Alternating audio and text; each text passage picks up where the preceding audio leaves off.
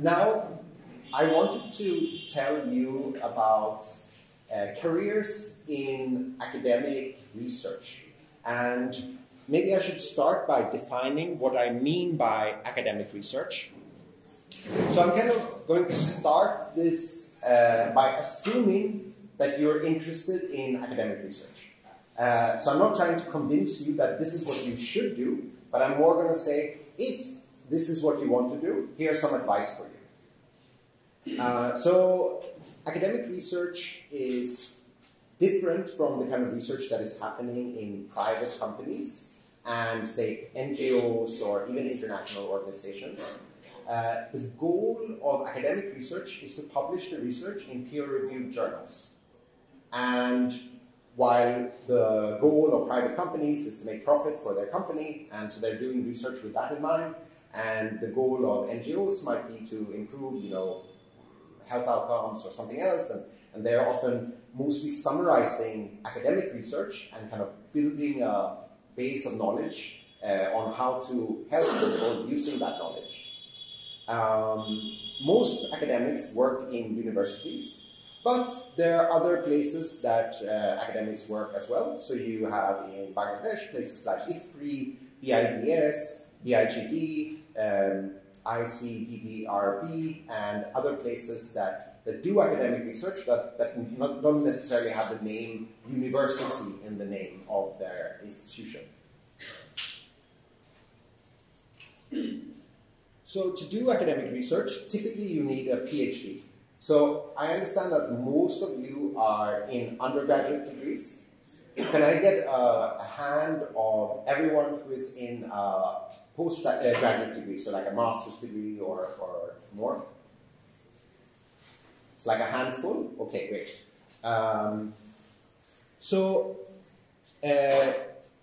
I will talk about PhDs that I call US-style PhDs. So this is like a type of PhD degree that came from the US first. I don't know much about how doing a PhD in Bangladesh works, so I'm not going to try to tell you anything about that because I think you have a much better understanding than I do. With a PhD from a good university, you have a lot of career options. You can go into academia and do academic research, but you could also go into, like, say, industries and other type of jobs where PhD is valued. I would say that, like, many of the jobs don't pay very well, so that's something to keep in mind.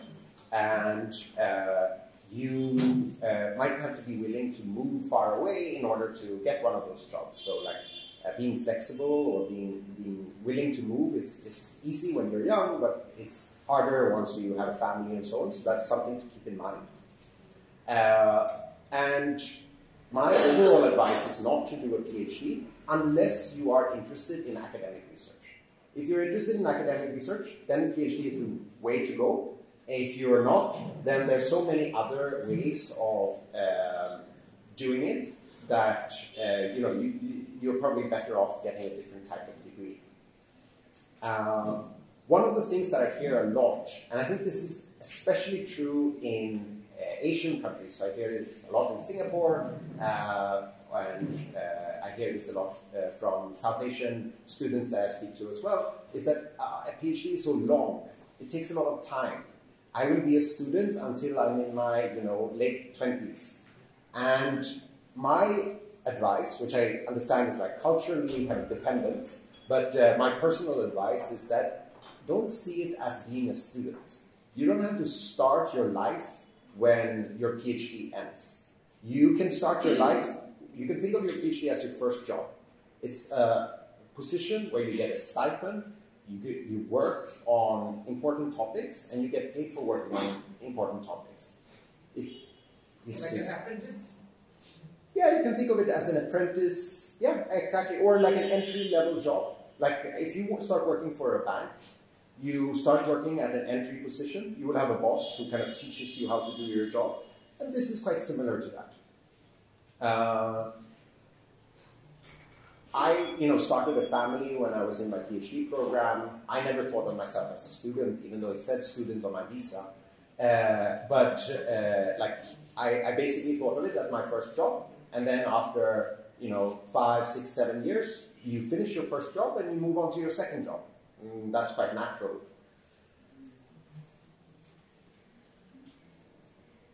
Okay, so assuming that you're interested in getting into a PhD program, I'm going to tell you what PhD admissions committees care about. And I understand that this is quite far away for a lot of you, but at the same time, when I talk to people who are thinking of applying next year, often they tell me that, oh, I wish I would have known this like 3 years ago when I was in my undergrad and I was choosing what courses to do and so on. So maybe actually you are exactly at the right stage to hear this advice. So basically, PhD admissions care about 4 things. They care about grades. They care about grades especially in technical courses, such as math courses, macroeconomic theory, statistics, computer science. Basically, you have to show that you are technically capable enough and have an aptitude for mathematics that can get you through the first year or first 2 years of coursework in a PhD program. They don't want to admit you, start paying you money for you to fail out of the program. So they want some evidence that you can do well in hard technical courses. I don't know how Dhaka University works, but my advice is to look for the most technical courses in the economics department and look for technical courses in, say, a math department or a computer science department. So, like, don't only stick to economics, because the most technical courses are often outside of economics, and you can get a lot of mileage out of taking a few courses in math or computer science or statistics. The second thing, and in terms of the type of degree, I think that 3-year undergraduate degrees are just not enough to get into most good US-style PhD programs. They are typically requiring you to do a master's degree. So for students from Bangladesh, I would think that a master's degree is kind of a requirement. The second thing that admissions committees care about are GRE scores, especially the quantitative GRE score. So again, kind of proving that you are technically sound. I know that studying for the GRE is extremely boring and really pointless. And it's kind of like they could have just asked you to just memorize the decimals of pi or something. But it's kind of one of the hoops that you have to jump through, and you just have to kind of do it and be done with it. The third thing is letters of recommendation. And here, when I was on the US admissions committee, I noticed one thing, which was that a lot of people applied with letters of recommendation from a professor that they had taken maybe 1 or 2 courses with. Often 1 or 2 courses is not enough for me to say if you're a good potential PhD student or not. I need to have worked with you for an extended period of time, either as a research assistant or advising your thesis, doing something where like I've seen more of your personality and more of your the quality of the work you do. If I've just graded some of your exams along 100 other students, I'm not going to know you well enough to write a good letter of recommendation. And in terms of who to ask for letters of recommendation, we take people who are research active more seriously than people who are not research active. And the way to figure out if a professor is research active or not is to look at their website and see if they're publishing in good economics journals. Are they publishing the type of paper that you're reading in class?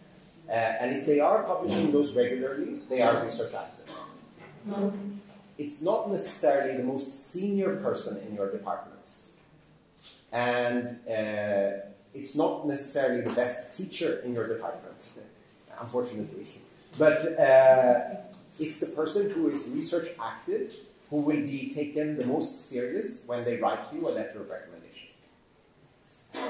And the fourth is kind of less important, I think. I think the first 3 are requirements, and the fourth is like a bonus, where if you have research experience, so if you've written a really good thesis, for example, Or if you have like other cool projects that you've done, you ran an NGO and you have some special access to data from that NGO, or you are, have worked in a ministry and you have like personal tax data from everyone in Bangladesh. Anything like that that shows that you are like entrepreneurial and have figured out what kind of things that would help you to write really excellent research papers, that would be a big bonus when you're making an application. Yes, thanks. I have a question. Like, how can we do research at an undergrad level?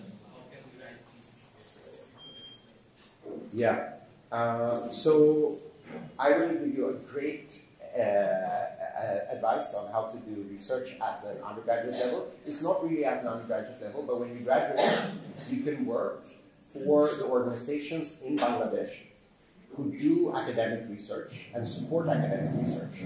So, for example, I work with an organization here in Bangladesh called the Arcade Foundation, and one of my senior research assistants, Rafi, here is an alumni from Dhaka University Department of Economics, and he has now worked with me for a year, basically doing data collection, data analysis, data cleaning for one of my big projects with the Department of Environment here in Bangladesh. And so with him, I've had this like extensive back and forth. I've seen his work, I've seen his output, I know him personally, and that makes me like confident that when I write a letter of recommendation for him, like I can say a lot of things about him, and I know that what I'm saying is true. So those are the best letters of recommendation. In terms of thesis during your undergrad, I just don't know what the thesis requirements at the Department of Economics here are. For the fun of it. Yeah. So if you write a paper or a thesis for the fun of it and you're advised by a research active professor, then that's also a good way to get a letter of recommendation. You don't need to have publications. So this is a misunderstanding that I've seen from some students in Bangladesh that I've talked about. Some people feel like they need to have publications in order to get into a PhD program. That's not true. If you have publications, great, but I don't think that that's like I think your time is typically better spent on doing like exciting research projects, even if you are not a co-author on that paper. And if you publish your paper in a like student journal, even though that is a publication, I think it's not really recognized and it's not really that big of a signal of value. So I wouldn't spend too much time on trying to get publications. Yeah. Are you going to talk about the pre-doc thing as part of the research as an RA? Or yes. should we wait until then? Yeah, we can wait until then. Yeah. So I think the most largest number of PhD programs are in the US, and I'm going to talk about US-style PhD programs, but US-style PhD programs are kind of found all over the world. They're in the UK, they're in Europe. NUS has a program that is pretty close to a US-style program, but there are also other types of PhD programs, and those PhD programs are quite different and might work in very different ways. And so I just want to highlight that what I'm talking about here is it's a particular style of PhD program, and not every PhD program in economics is like that. And kind of what characterizes a US-style PhD program is that you get admitted based on these 4 criteria. But you don't have an advisor or a research project when you get admitted. You kind of get admitted, and then you have to figure all of that stuff out. So there's no point in reaching out to professors saying, will you admit me to your PhD program? Because the professor typically don't have that power. Typically there's an admissions committee that will admit students based on these 4 criteria, and that's how it works. There are other programs in Europe, maybe that's the case in South Asia as well, where you get admitted to work on a particular program. That's a different type of PhD. I'm not saying that it's good or bad, I'm just saying that that's not the type of PhD that I'll be talking about right now. Typically, they are between 5 to 7 years long. So you do 2 years of coursework and then 3 to 5 years of research mixed with teaching. So you do research while you work as a teaching assistant for a professor.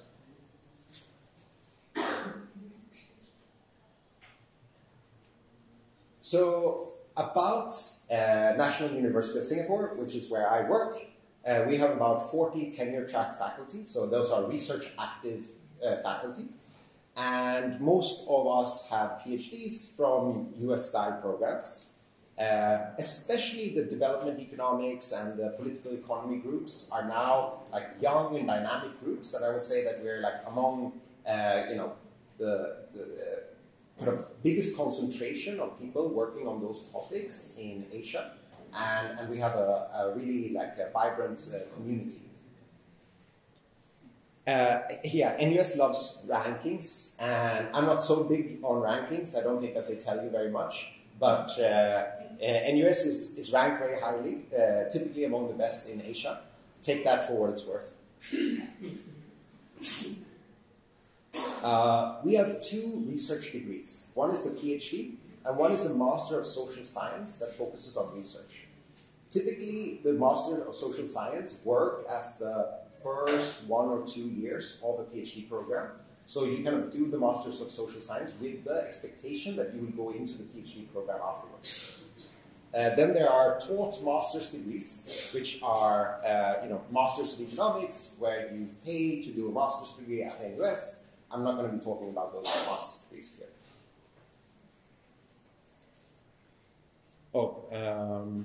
So we have about 50 PhD students, about 10 in each cohort, 10 to 15 in each cohort. And so it's a relatively large community of people who are doing PhDs.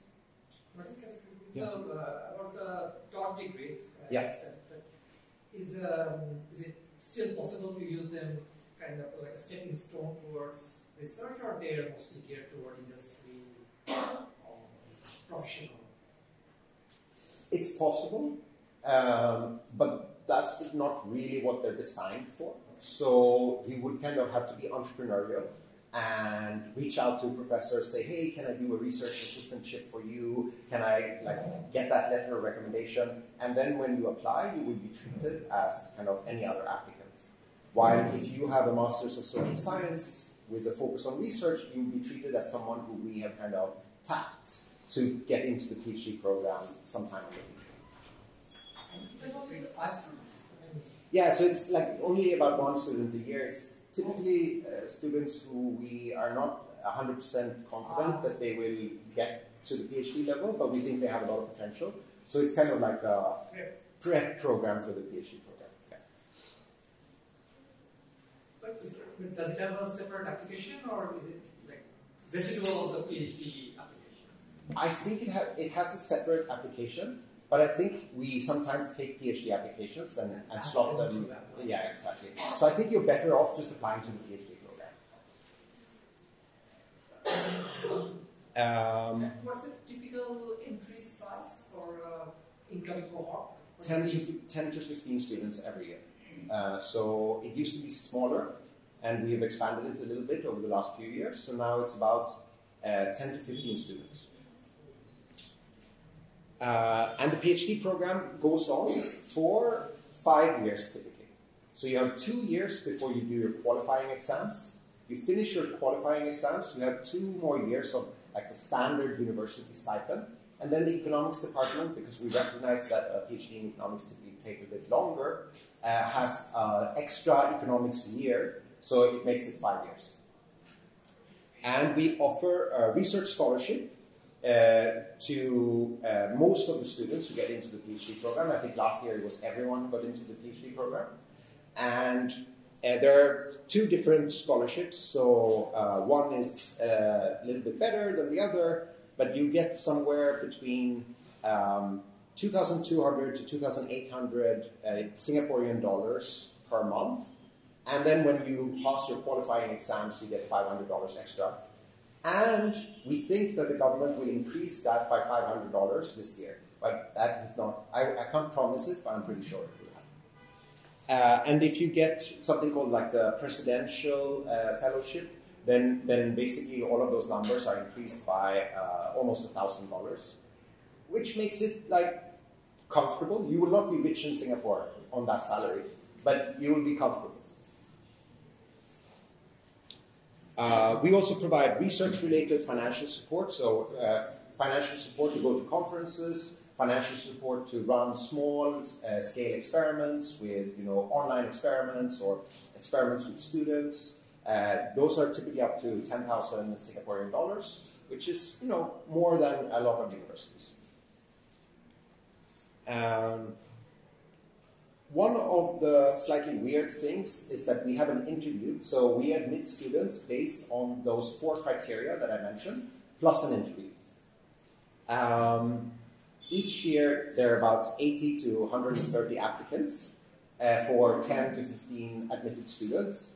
And that's a much better ratio than you would get at most, say, US universities. Typically, most of the applicants have been from China. And we want to expand our geographical reach to other places in Asia, such as South Asia, India, Bangladesh, Southeast Asia, Australia. So, just to let you know that even if you see on the website most of the PhD candidates currently are from China, we're looking to actively recruit people from other places, especially other places in Asia. We have 2 admissions deadlines, which is a bit weird. We have one on the 30th of September and one on the 1st of November. Both of them are earlier than the standard US PhD program. So in a few years, when you're thinking of applying, just keep in mind that NUS has an early schedule. And here are the documents that are needed, and you can see for yourself. Okay, so... sorry. Yeah, sure. So this is actually interesting about admission deadline, because the standard deadline for US is about acceptance, not the application, is April 15th, I believe. By that time you have to conform. Yeah. So is the confirmation deadline is also earlier, because that can create a problem, because I may rank, NUS is great, but I may rank some program in the US on top of that. Yes. So even if it's second, then it create a problem, right? Yes, it can create a problem. It can create a problem. If that problem arises, and we deal with it on a kind of case-by-case basis.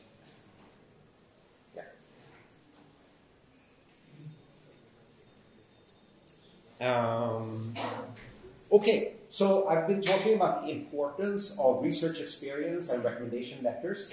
How do you get that in Bangladesh? We've already had that question being raised. And I would say that the best way, or the way that I know the most about at least, is that there are multiple organizations in Bangladesh who provide research support. So this means data collection, it means implementation of randomized controlled trials and field experiments, it means data cleaning and analysis, and it means kind of, all kind of help that the researcher need, you kind of provide some version of it. Now I'm going to the Ministry of Environment. Rafi is coming along with me to help out with that meeting, and so there's a wide range of job responsibilities. But I would say that these 3: data collection, implementation of RCTs, and data cleaning and analysis are the 3 kind of main tasks that will be carried out, that you spend the most time on. It's an excellent opportunity to learn how to code in Stata, R, and Python. And those skills are useful even outside of academic research, especially coding in Python and to a lesser extent R, are very important skills. So even if you end up not going into academic research, I think having a job like that where you learn from very skilled professionals how to write good code is something that is useful for a lot of careers. The international examples of these organizations, the classic examples would be JPAL and IPA. They are not active in Bangladesh. So in Bangladesh, there are other organizations, such as the Arcade Foundation that I work with. There is BIGB, which is at BRAC, and there's an organization called Econs, and some others. And maybe Atonu Rabbani has other organizations to add to this list. Sure, I think BIGS comes. Okay, yeah. BIDS as well, yeah. And then there's more kind of classic data collection firms. I wouldn't say that working for a data collection firm gives you the kind of research experience and letters of recommendation that are typically needed to get into a PhD program. So if you work for like a organization that what they do is they do surveys and then they send those data to a researcher somewhere and you don't interact with that researcher, then you won't get a letter of recommendation from that researcher. And yeah, I'm biased, but I think that the Arcade Foundation is like one of the best organizations in the business, and that's why I work with them.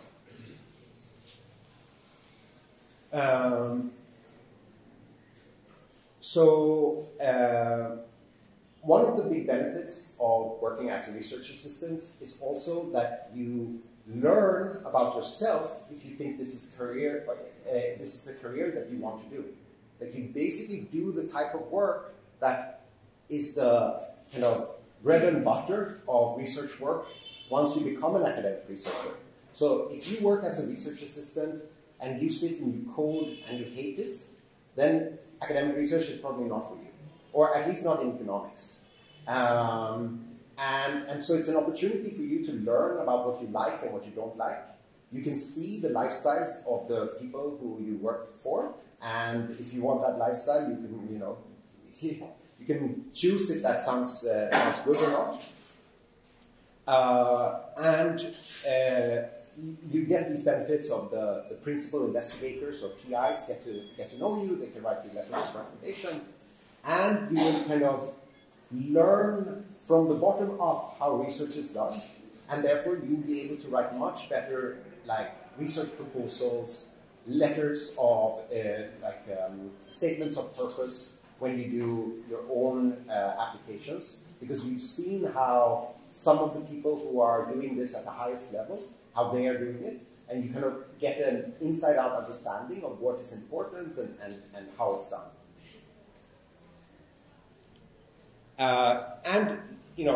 Both Arcade and NUS are looking for applications, so I kind of promoted these two organizations in particular, but obviously there are other organizations, there are other universities. You should apply broadly, currently I have 2 projects with Arcade, and we're hiring for both of those projects, and you can check out the kind of applications on Arcade's website. And once you are prepared and you have good results in all of the 4 criteria, I think applying to NUS makes a lot of sense. Of course, apply to other programs. I think that there's a lot of randomness in who gets admitted to PhD programs. Typically, when you're on the admissions committee, you spend something like 5, maybe 10, if you're really careful, minutes on each application. So there's not that much that you can learn about each person in that short amount of time. So it's just quite random. If I just woke up in the morning and I'm positive and this looks like a good application, then I put that at a higher ranking than if I'm towards the end of the day I'm really tired and kind of down about everything, then I put a lower ranking on that application. So that means that when you apply, you'll get admitted to some places that are maybe very high ranked, and you get rejected from some places that are lower ranked. And that's what happened to me when I applied. And that's just an argument for applying to a wide range of programs. Unfortunately, that can get quite expensive because each application costs a bit of money. But there are some universities that waive the application fees for students from low and middle income countries, and I've seen some of them have Bangladesh as one of the countries that they waive application fees from. So look out for that. Okay, so I wanted this to be interactive, so I'm going to sit down now and take questions, and please take your time and ask questions. How much time should we give? Half an hour, or as long as they're questions, I'm okay. So part of the round of applause.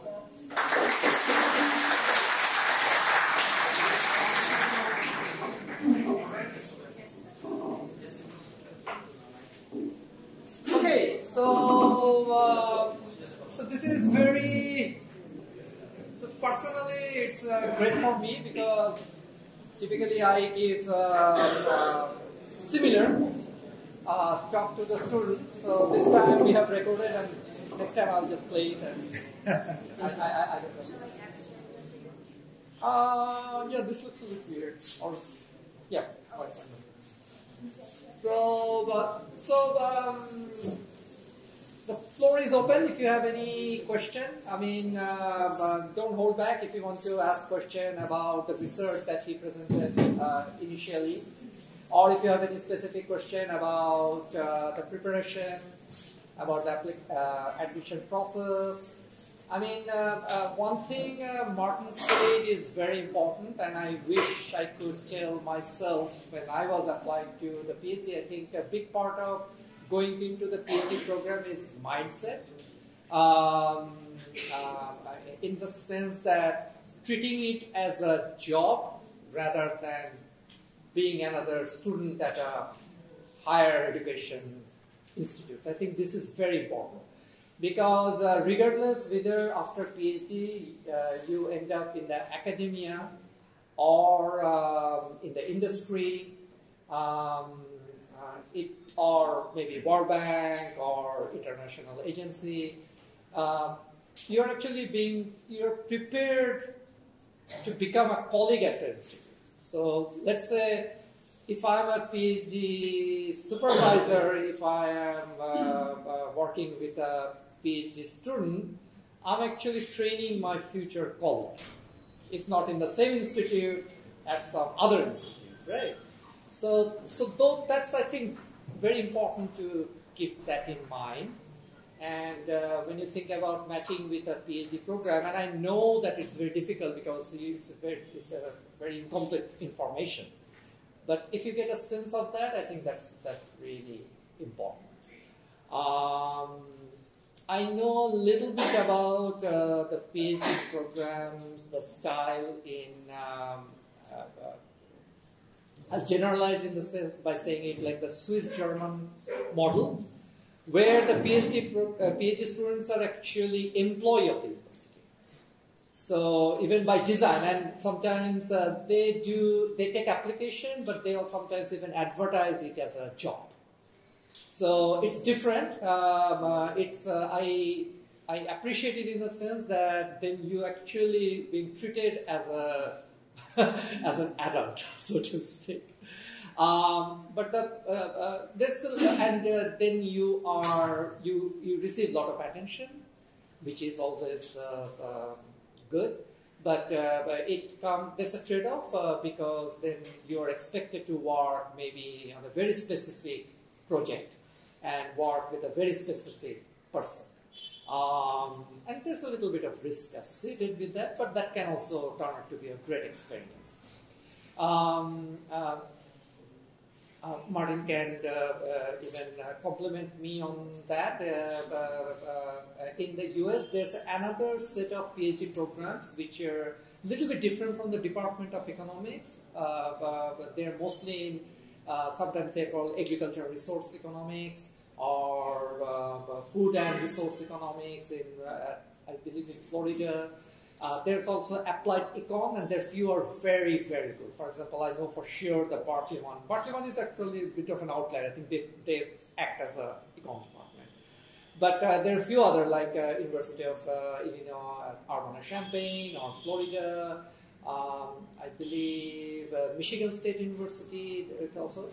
But so good thing about those PhD programs, they actually pay a bit higher than typical Department of Econ because they're very resourceful in terms of receiving PhD like funding from, say, Department of Agriculture in the USA. So we have not. I just wanted to mention because it's a spectrum. There are a lot of different types of programs.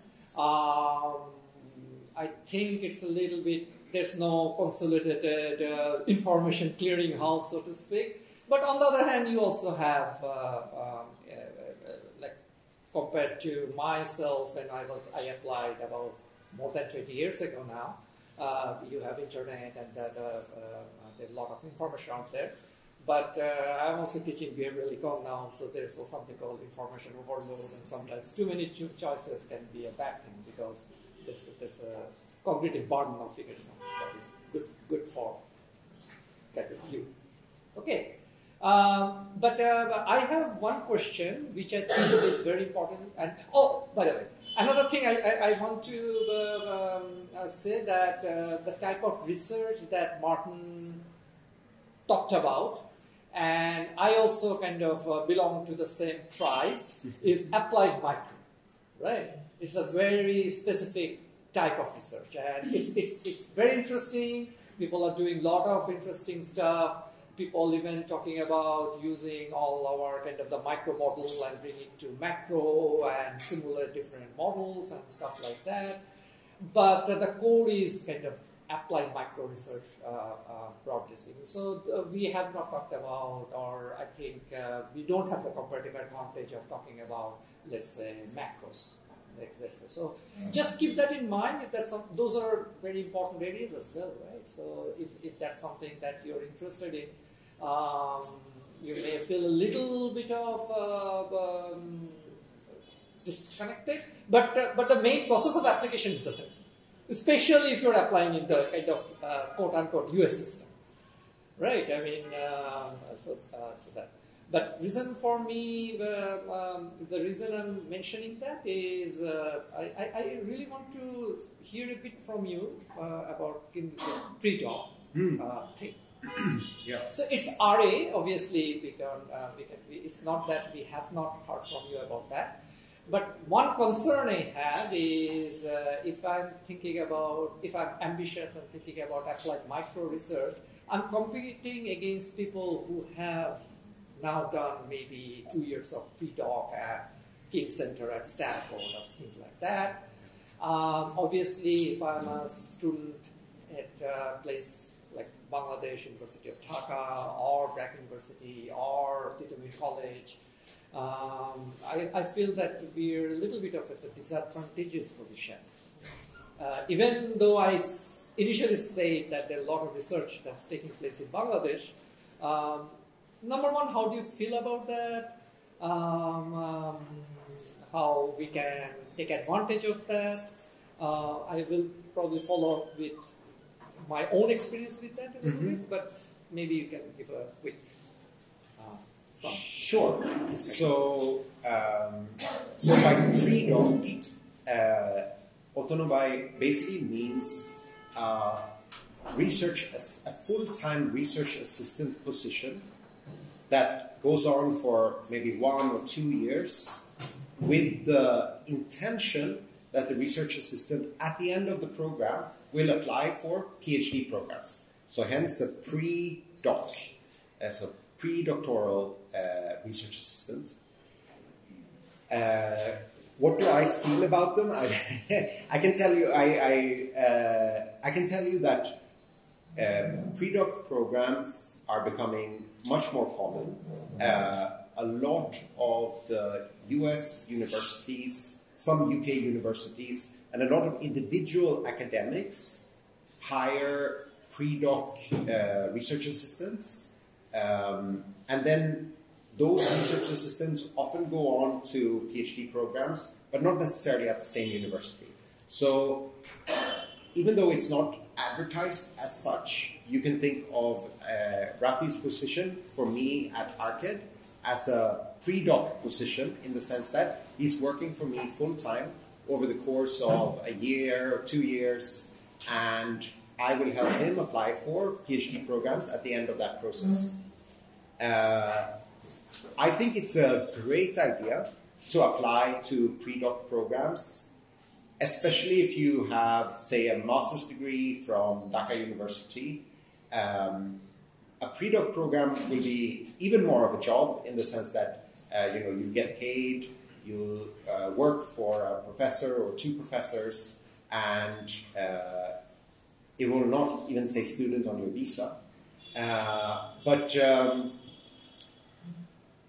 it does make it harder for people who don't have any research assistant experience to get into PhD programs. So it kind of has increased the bar that you need to jump over in order to get into a PhD program. So, those are the kind of pros and cons of this system. But I do think that pre-doc programs are typically less competitive, so it's easier to get into a pre-doc program than it is to get into a PhD program at the kind of same university. But not all of the pre-doc program, not all of the pre-docs succeed in their goal to get into a PhD program. That's what I have to say. Sure. So my own experience is they sometimes even call out, or I mean, I've probably been fortunate. Hey, why don't you recommend pre-doc? It's not students; it's a pre-doc position. Yeah. So if you have anybody to recommend, so even if that has contributed to that higher barrier to entry into a good PhD program, however you define it. But sometimes it's actually, my own impression is they have, obviously there's an expectation, but I think people change their mind. I mean, so it's also something that testing out, whether you want to do a PhD or not, or a person would be interested to do a PhD or not. But I think it's also been rebranded to attract people like, say, Rafi or Rafi, right? So I think it actually went both ways. So obviously there's no obligation, but I think the point I would like to make that even if you feel that it may be a barrier, but at the end of the day, if you were mentored by a person who can write for you, who have contributed to your learning, and if you can give a signal to a PhD program, or even a pre-doc program for that matter. So that's how it works. Okay. Yeah, I would also say that the criteria for getting admitted into a pre-doc program are the same as the criteria for getting admitted into a PhD program. So the type of preparation that you will have to do to get into a good pre-doc program is kind of the same as the type of preparation you would have to do to get into a good PhD program. Because when you admit people to the pre-doc program, you admit people who you think will go on and be good PhD students. Let's actually hear from the students. Any question? Yes. Follow-up question. So, if I engage in a pre-doc program that increase the duration of time it would take me to get a doctorate, so adds another year, like 8 years. Yeah, for sure. I mean, or 2 years. But this is why I'm telling you that you cannot think of it as your life will begin when you finish your degree. You have to think of it as your life starts, before that. I had, I got married, I had children during the PhD program. If you are in a well-funded PhD program that gives you a stipend, it's more like a job than student thing where you're waiting to graduate until your real life begins. Yeah, I'll comment and then maybe you can also build upon that. I think part of being a very good, again, successful PhD. Okay, let me put it this way. I think this is also so in the USA, PhD is like a 6 years. I mean, all top. When I say top, it's not like a top 8 or 5. I think even if it is like top 20 or 25, it's a 6-year commitment. So you cannot hold off all the other aspects of your life for 6 years and just decide to start it the day you will get your graduation, right? It's not that way. And it's also important to keep that in mind. It's a whole experience, right? It's friends that you make and the relationship that you build and everything. Okay. So the point is the soft skills, like it's not the hard skills aspect of it, the soft skills aspect of it is, I personally think is very important, which nobody told me when I was applying to PhD. When I was applying to PhD, it's like, hey, your math preparation and GRE score. But it's actually more than that. Okay. So the reason 2 years is actually go by very fast. So it's not about finishing my PhD. So 2 years is actually, if you use it as a RA or a pre-doc, or even if you run an NGO, right, or work for the government, it actually helps you build certain skills. That can also help in the PhD program and do better at it. Like if you work in an office and required to show up 9 o'clock every morning. I mean, that kind of, which we try but we fail as teachers. So I think those are very important as well. So think about, if you think that doing that 2 years extra, it's like not an extra, it's an investment in some sense. Right? Whether it is important or not, that also depends on how you spend those 2 years. But like, if I were to do it again, I'd probably do I would probably delay I went into PhD program right after my master's. In my case, it was 3+1. At least that's something that Martin also mentioned. But I wouldn't mind actually when I look back, wait for 2 years and then go for PhD. It won't make any difference. I think I would still be here standing next to Martin and talking to you. No, we don't have that counterfactual, of course. But, yes. Any other question yet? Sir, Martin mentioned that taking courses will help in the PhD program. So I have taken data analysis course. Whether the GPA would affect my acceptance in the PhD. Like, I had taken data analysis, but the GPA was still good. Would that have made it? I don't know if I can comment on your case in particular, but I think that if you flip the script and think of it from the side of the admissions committee, I see an application with someone who has taken technical courses but has like bad grades in those technical courses. That would be kind of like a signal that this person cannot cope with the kind of technical rigor. So I think that it's not just about taking the technical courses, but it's doing well in the technical courses as well. Obviously, I don't know about your exact situation, so I can't comment on that. But that's like the general advice that I would say, that it's about taking technical courses and doing well in them. Yeah, sure.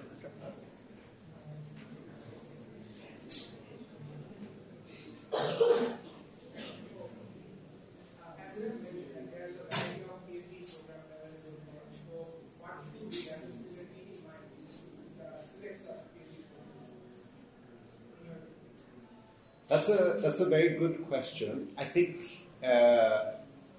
in terms of the biggest difference between PhD programs will be if they are, say, the like US-style PhD programs, where you go in without a project and without an advisor, and you kind of figure out all of that for yourself, and you have much more freedom in choosing what kind of project you want to work on. And then the other type of PhD programs, which is more like you go to work on a particular project, and at the end of the project you get a PhD. So say again? There's a lot of choice for freedom in PhD programs in US. Yes, exactly. So you have much more individual freedom to pursue the type of projects that you want. And I would say that on average, like at NUS, for example, almost all of the tenure track faculty come from those kind of US-style PhD programs. So, yeah. And what else to keep in mind? I guess my advice is to apply broadly. And by broadly, I mean apply to some schools that are very top-ranked, some schools that are kind of ranked somewhere in the middle, and some that are lower ranked because they will be less competitive and you're more likely to get admitted. And once you see your options, then it's time for you to reach out to faculty at those places, reach out to other people who have done the PhD from those places, and ask them about what are the PhD programs like. Then you can start thinking more about choosing between the concrete options that you have. I don't think it makes that much sense for you to figure out specific details about each PhD program before you get admitted. Okay. Just to build upon the first question that you asked about the grade, I think, number one, it's important, right? I mean, it's uncoordinated but correlated, that I also tell those when have similar prep talk, like just think about it from their perspective, right? they don't know you personally. They just have a bunch of numbers and SOP and GRE score. So that's the only information they have. One implication of kind of technical grades and is the recommendation, right? So if the person who taught you reanalysis is the person who is writing, hey, technically that guy is good, that actually also helps with that signal, right? So that has an additional implication. But if you if you have done not so well expected in a certain, don't think it's the end of the world, right? That's also don't get too anxious about it. Obviously, you have to compensate it. Yes. Any other question? Yes, please. Could you elaborate more on the research proposal for the PhD, like for the structure, how detailed should be the research proposal? Yeah, so at NUS, we actually require a research proposal.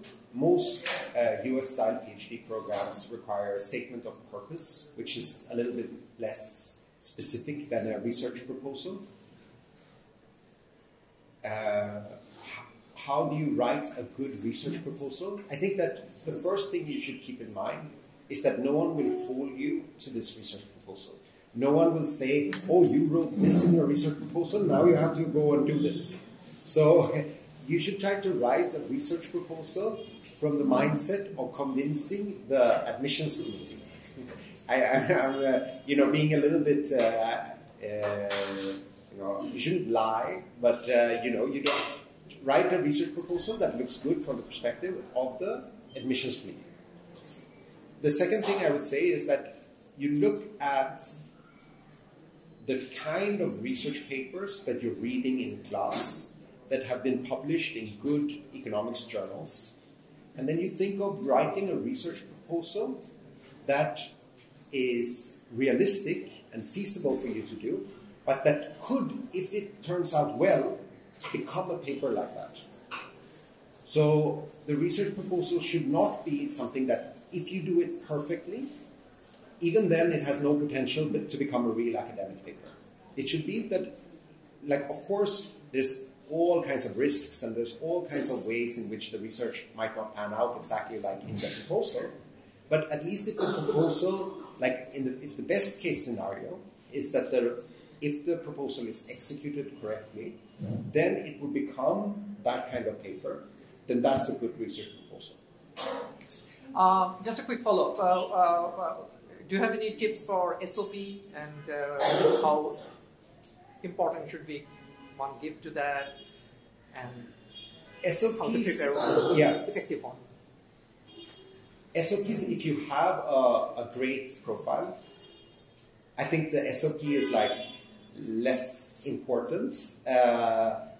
Maybe sometimes you can use it to explain whatever, if there's something weird with your proposal, or if you've worked for 10 years and the strength of your application is not so much about your grades, but it's about that experience over the last 10 years, then you're a bit of a strange applicant, and then you can use the SOP to kind of explain why you would be a good applicant, even if you're not very standard. The other thing I would say is, same as with the research proposal, think about saying things that shows that you know what it takes to do the kind of research that gets published in academic journals. Don't write, oh, my opinion about this government policy is this.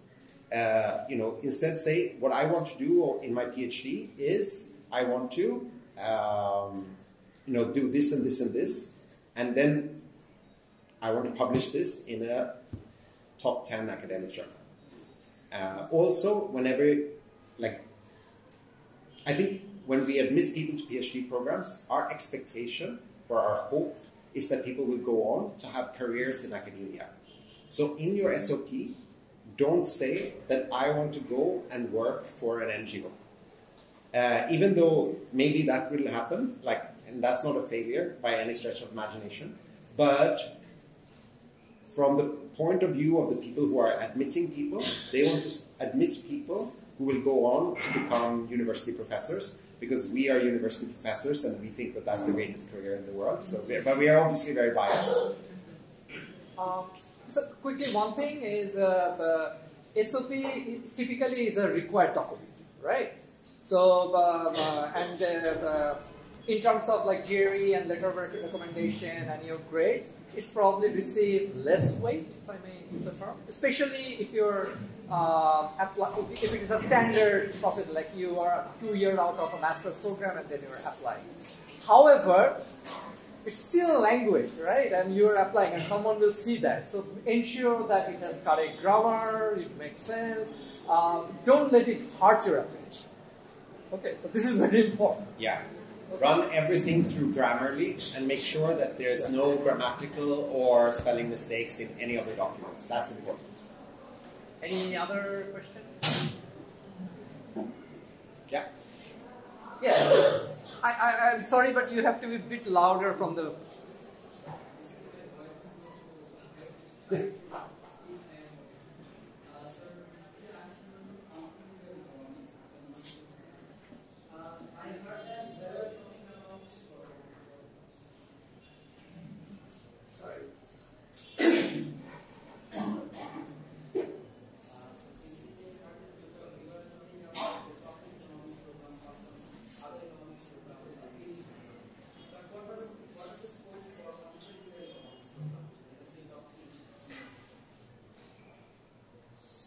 So I'm just going to retell so that everyone can hear. So the question was, we've been talking about subfields of economics, like development economics. Atonu Rabbani mentioned like applied micro, which is a kind of broader field which encapsulates most of development economics. And the question was, what about entrepreneurial economics programs? So like entrepreneurial economics PhD programs. I would say that there are no entrepreneurial PhD programs. I think that a lot of the people who study entrepreneurship are in standard economics programs. So it's not like there's a special type of program for that. But if you want to do research on entrepreneurship, or you want to study how firms are created, then you can do that in a standard economics program. However, if you want to become an entrepreneur, then you shouldn't get a PhD. Especially you should not get a PhD. I think it will probably harm. So this is so one thing you should keep in mind, and this is probably a bit of a teaching moment, because econ has standard tools, probably more so than other social science. So the idea is that you apply those tools to different areas. So how people make entrepreneurial decision is still economic decision, right? So having said that, and this is something again, Martin, you can add to, is there are programs in, for example, we have talked only about econ programs, but there are places where the business schools are also very much kind of very close. For example, where I did my PhD, maybe it's true for Yale as well, many of the really good economists are actually in the business school. And they specialize a bit more on what they call business economics or organizational behavior, right? So if those are the topical areas that you're interested in, maybe business school a place where you can explore to do your PhD, right? But in Chicago, and probably it's true with Yale as well, the first 2 years, the PhD students even from the finals, they are also required to take the micro sequence from the economy. Because the basic tools are very similar and same, and the practice of the discipline is that you're expected to use the same tools or similar tools to answer different research topics. It can be entrepreneurship, it can be transport economics, who knows. Right? So yeah, another area where people actually can do really cool econ study in the PhD program is the public policy. So there are few which are good, but there are not that many. So I think in the USA there are few. Leocan, I don't know. There may be few economists there, but I don't know enough about. I know separately about the business school at the NUS and the public policy school, which is very popular and famous, and the econ department, of course. But So, I don't yeah, know so how basically we have people who work, who are doing economics research in the economics department, the public policy school, and at the business school, and even some who are like at the School of Public Health, who kind of comes from an economics background. So they're economists spread at other places in the university, but they're more concentrated in the econ department. And is there, for example, joint workshop? How is the relationship? Is there a lot of interaction between? I would say that for the people who are interested in economics at, say, the business school or at the policy school, they typically come to our seminars. Sure. But that's kind of how it is. So the interaction is that they come to our seminars, and some of them are even advised by people in the economics department. Typically, places where such interaction and institutes are available, it also allows more resources. So that's just something to keep in mind. Because if you have 3 great organization institutes, you have more resources. Any other question? I took some notes. I can also take a look at them.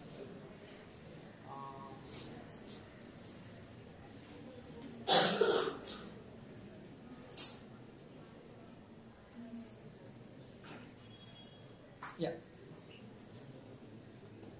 Any other questions that you may have?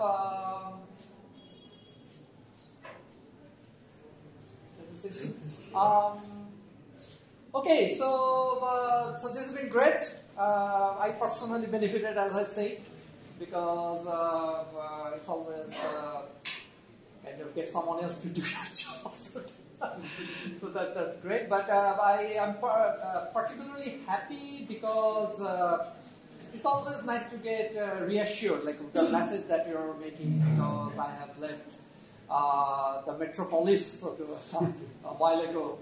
But I think the main issues have remained the same. It's the same formula.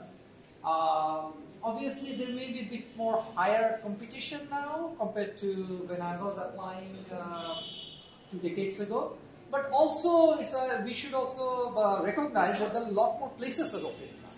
So, for example, National University of Singapore, it almost sounds like, and I can be wrong, that it's also kind of almost aspiring to build their program a bit more aligned, or maybe even compete directly with so-called top program in the US or not.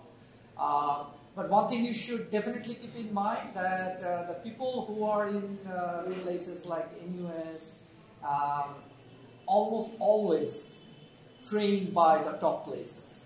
And if anything, for development econ, I think it's actually situated in a way which also gives a lot of comparative advantage. And it's my impression from the outside, so we'll take it with a grain of salt. So I think it can be a good place. It's always been ranked within 20 worldwide. I don't know, again, I actually agree with Martin how much we should read into that. On the other hand, it's one reason it's important that people actually know about it. Right. I mean, we have not really talked about the job market and things like that, but I think overall graduate experience, I can expect ex ante, on average, I think one can expect to be pretty rounded at a place like National University of Singapore. I get a sense that there are a few other places who are also coming up now. For example, Singapore Management University and things like that. It's not I'm saying like this is a competition to you. All I'm saying it's a city where if you go, there like you can bounce back your ideas, and that's very important. The reason that we choose to go to a top rank position is not always for the ranking. It's actually, if you go there, then it's more likely to find a person that you can talk to. So all these places like Yale or Chicago or Berkeley, I think the big part of the strength is their size.